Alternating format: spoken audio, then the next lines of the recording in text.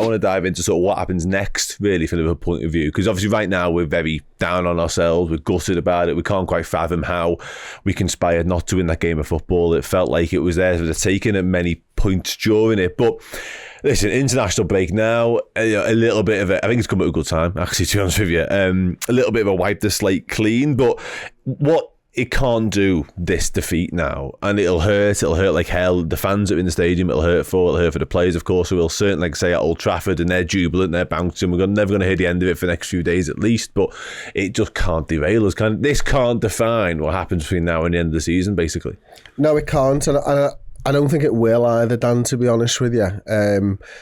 I think Jurgen's going to have to use this as a teaching opportunity. The lads are going to have to remember this feeling and be surprised if Jurgen doesn't say that to them. You know, remember what it felt like. I mean, I've got that image of McAllister just sort of hunched down at the end of the game, and, you know, remember what it felt like to lift that Carabao Cup and what you want to feel like come the end of the season in May. Do you want to have the feelings of winning the Carabao Cup, what that meant to you, or do you want to sit there wondering what could have been and perhaps should have been?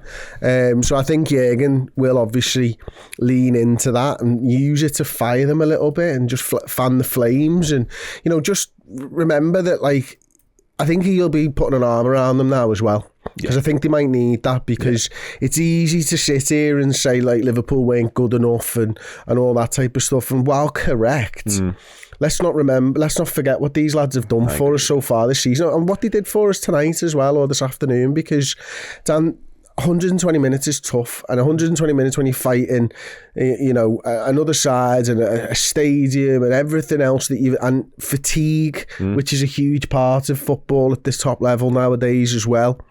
We can't let it define our season, and I don't think it will define our season. No, I agree with you, mate. Yeah, and again, there's no signs within this group, within this collective, that will be the case either, because you're right. You know, in the face of adversity, countless times already this season, we've managed to grow off the back of it and actually come back even stronger, and I've got no doubts that we'll do that once again. I think it might help to galvanise us a little bit, as you were referring to there, and you're right. You know, when you look at this game on its own, you think, okay, well, how have we not won it? You should have put it to bed. You know, we've only really got ourselves to blame for not doing so. But I think you just touched on it there. Like, what we've done this season as a whole has been absolutely remarkable at times. There's no two ways about that. But if you can even sort of break that down even further and say these past 5-6 weeks, when it has been adversity of the most extreme kind, because we've had key players missing time and time again. We've been absolutely threadbare at times with what we've had available on the bench, even on the pitch at times as well. The way these youngsters have stepped up and absolutely still to be counted, they've absolutely, you know, defied logic at times this season. There's no two ways about that. And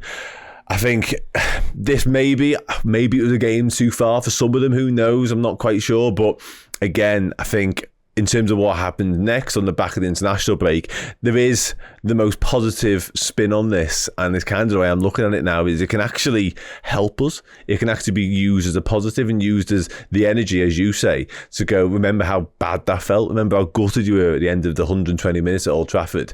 Harness that and make it push you on, make you better for the second half of the business end of the season we're in now, because again, I come back to it, it's an absolute sickener, but this doesn't feel like a group, certainly not under Jurgen Klopp, and obviously we know what's going on around Jurgen Klopp, the backstory there doesn't feel like a set of lads that are gonna be down upon themselves and sort of hold the bad memories of what's just happened. They're gonna erase them pretty quickly and come back and fight for everything even harder than they were anyway. Yeah, I think you're right. I think they will do, to be honest with you. The only thing I disagree with there is I don't actually think it was a game too far for us. What I will say though, and where you're right, is I think it was 30 minutes too far for us. Yeah. And that was, we should have had that tie wrapped up, unfortunately. You know, did they score in the 87th minute through Anthony or whatever? Yeah.